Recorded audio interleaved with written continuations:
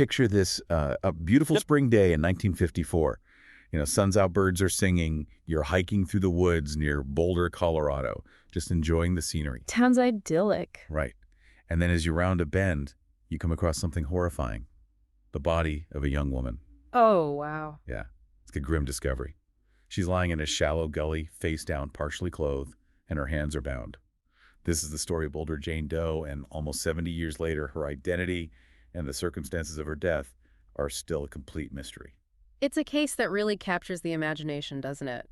A young woman found dead in the woods with no identification, no connection to the area. It's like she just appeared out of thin air. Exactly. And that's what makes this case so fascinating and so frustrating for investigators. Absolutely. Right from the start, they were facing a wall of silence.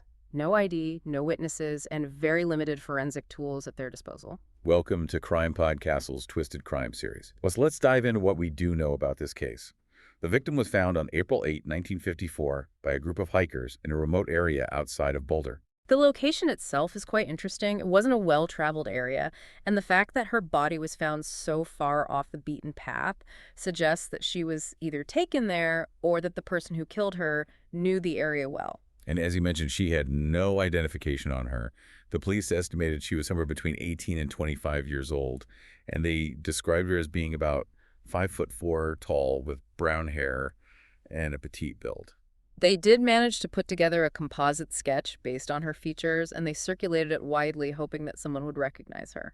Did they have any leads based on her clothing or anything like that? Well, her clothing was pretty basic. Jeans, a blouse, a sweater. It didn't really offer any solid clues about her background or where she might have come from. So they really had very little to go on. It must have been like trying to solve a puzzle with half the pieces missing. Absolutely. The lack of information naturally fueled a lot of speculation. Were there any signs of a struggle?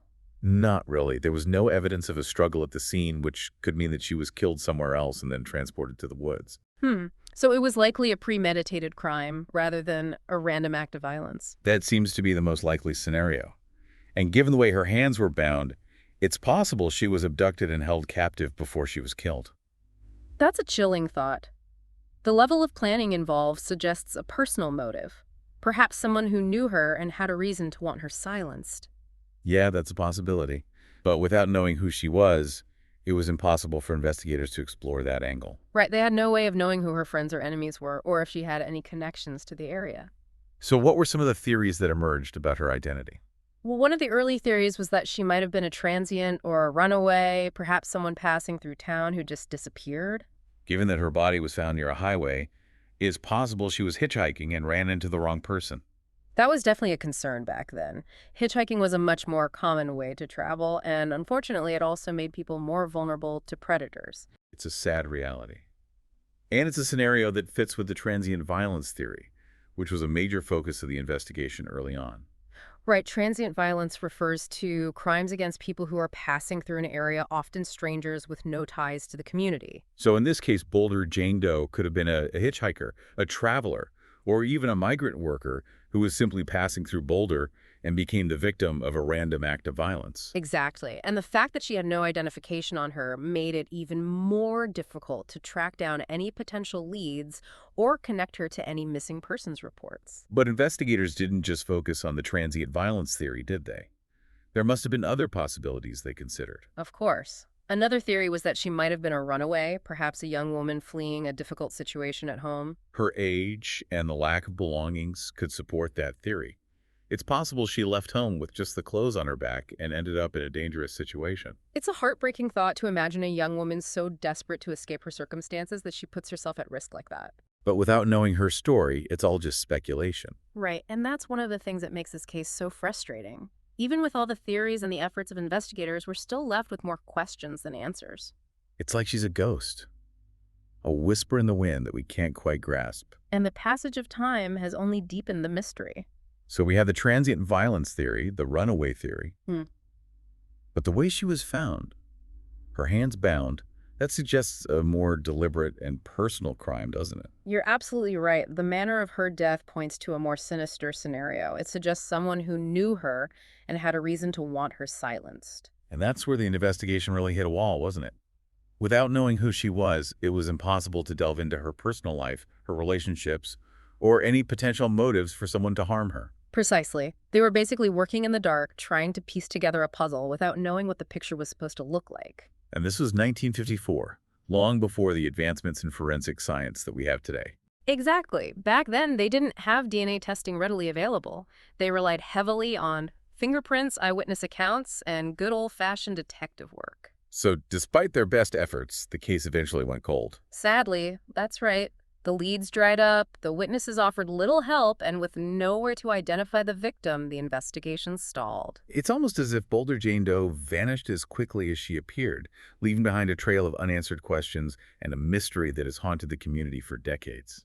And that brings us to the present day, where advancements in forensic science and a renewed interest in cold cases have offered a glimmer of hope for solving mysteries like this one.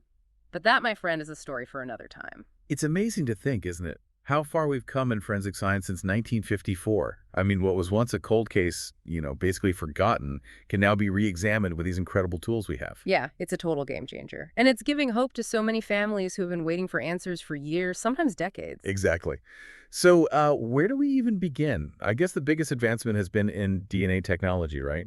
Absolutely. In the past, investigators would have had to rely on fingerprints or blood typing, which often wasn't enough to solve a case. But now, with DNA analysis, even a tiny sample of biological material can be used to create a unique genetic profile. It's like having a fingerprint, but on a much more detailed level. Right. And it's not just about identifying suspects either. DNA can also be used to determine familial connections, which brings us to forensic genealogy. Oh, yeah, yes, forensic genealogy. It's been incredibly helpful in solving cold cases, especially those involving unidentified victims. So how does it actually work? Well, it involves using DNA databases to search for relatives of an unidentified person. Basically, you take the DNA sample from the victim and you compare it to the DNA profiles in these databases. So if there's a match, even a distant relative, you can start building a family tree and eventually trace it back to the victim. Exactly. It's like solving a giant puzzle one piece at a time. That's incredible. And it's been successful in solving other cold cases, right? Oh, absolutely. There have been numerous cases where unidentified remains have been linked to families, sometimes spanning generations, all thanks to forensic genealogy. That's amazing.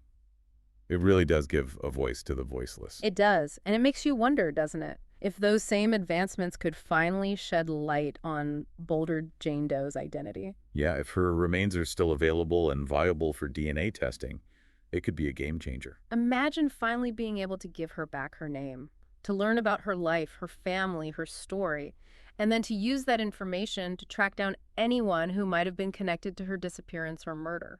It would be incredible. It would bring closure to her case and to her family, who have been waiting for answers for all these years. And it's not just the forensic advancements that are making a difference. The rise of online communities and podcasts dedicated to unsolved cases has also played a significant role in keeping cases like Boulder Jane Doe's in the public eye. Right. These communities are filled with people who are passionate about true crime, and they often bring fresh perspectives and insights to cold cases. They can help generate new leads, uncover overlooked details, and even connect with potential witnesses who might have been hesitant to come forward before. Yeah, it's like crowdsourcing justice, harnessing the power of collective curiosity and determination to uncover the truth. And it's working. These online communities have become invaluable resources for law enforcement, providing them with new angles and leads to pursue. So even though Boulder Jane Doe's case has been cold for decades, there's still reason to believe that with these advancements in forensic science and the dedication of these online communities, answers might still be within reach. I agree. There's always hope. And beyond the potential for solving individual cases, the attention these communities bring to cold cases helps raise awareness about the broader issue of unidentified victims. That's an important point. It reminds us that behind every statistic, every John or Jane Doe, there's a human being with a story, a family who deserves answers, and a case that deserves to be solved. Exactly. These cases matter, and we can't let them be forgotten. It's incredible to think that after nearly 70 years, Boulder Jane Doe's story is still so compelling. Yeah, it really speaks to the enduring mystery surrounding her case and the fact that even without knowing her name, people are still so invested in finding out what happened to her. It's a reminder that every life has value. Every story deserves to be told. And every mystery deserves our attention. Absolutely. And I think her case also highlights the importance of never giving up hope. Right. Even with cold cases like this one, advancements in technology and the dedication of investigators and online communities can still lead to breakthroughs. We've seen it happen time and time again, so there's always a chance that one day we'll finally know who Boulder Jane Doe was and what happened to her. And until then, her story serves as a reminder to stay vigilant, to look out for one another, Yeah, and to never forget the victims of unsolved crimes. exactly. Their stories matter, and they deserve to be heard. So we've explored the details of Boulder Jane Doe's case, the initial investigation, the theories, the limitations of the time, and the potential for future breakthroughs. But now we want to hear from you, our listeners. What are your thoughts on this case? Which theory resonates most with you? Do you think those advancements in DNA technology and forensic genealogy will finally unlock the secrets surrounding her identity and the circumstances of her death? Share your insights, your questions, your theories with us on our website or social media channels. We'd love to hear from you. And while you're at it, be sure to subscribe to CrimePod Castle for more deep dives into fascinating true crime stories.